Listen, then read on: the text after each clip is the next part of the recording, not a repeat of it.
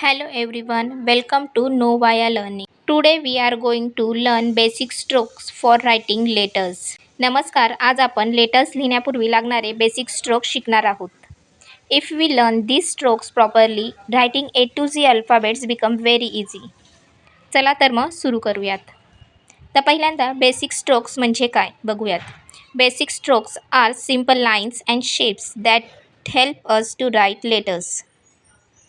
मराठीत सांगायचं झालं तर लेटर्स लिहिण्यापूर्वी लागणाऱ्या सोप्या रेषांना स्ट्रोक्स म्हणतात. Almost every alphabet is made using this strokes. चला तर सुरू करूया. तर पहिला आपला स्ट्रोक आहे standing line. This is straight line from top to bottom. वरून खाली काढलेली सरळ रेष म्हणजे स्टँडिंग लाईन. स्टँडिंग लाईन ही आपण वेगवेगळे अल्फाबेट्स लिहिण्यासाठी वापरतो, जसे की ABDHIKLMN. दुसरी आपली रेष आहे स्लिपिंग लाईन. ही स्लिपिंग लाईन आपण right to left straight line काढतो. डावीकडून उजवीकडे काढलेली रेष म्हणजे स्लिपिंग लाईन आहे. ही आपण AEFHT आणि Z यासारख्या अल्फाबेट्स लिहिण्यासाठी वापरतो. पुढची लाईन आहे आपली slanting line. Important lines right slanting line आणि लेफ्ट स्लांटिंग लाईन. तर राईट स्लांटिंग लाईन ही स्टार्टवरून करायचं आणि लाईन खाली येताना उजव्या बाजूला टिल्ट करायचं. Start from top, slide down to right and stop. This is a right slanting line. And for a left slanting line, स्टार्टवरून करून लाईन खाली येताना डाव्या बाजूला टिल्ट करायचं. Start from top, slide down to left and stop. This is left slanting line. Slanting lines are used to write letters like A, K, M, N, V, W, X and Y. Next stroke is curve line. Right curve आणि left curve. Right curve साठी start from top, slowly खाली या आणि उजवीकडे round घ्या आणि stop. ही झाली आपली right curve.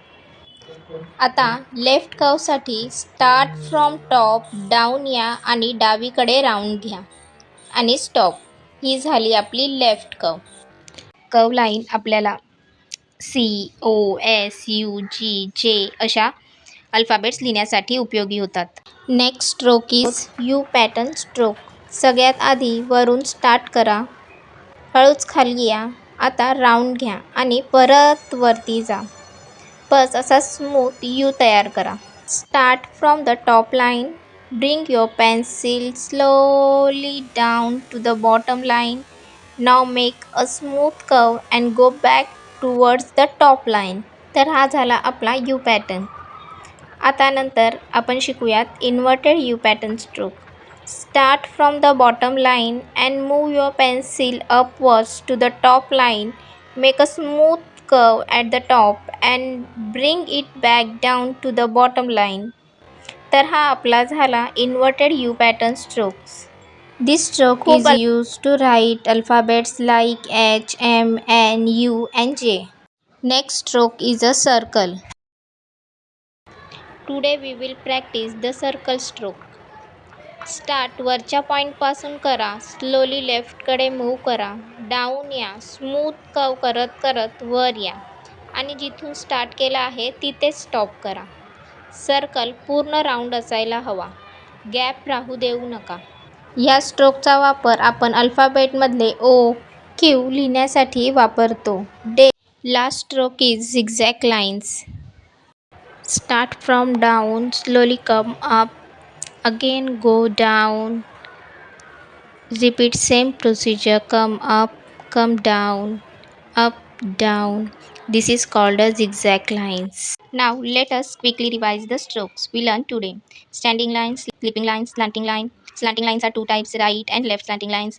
Curve are two types, left and right.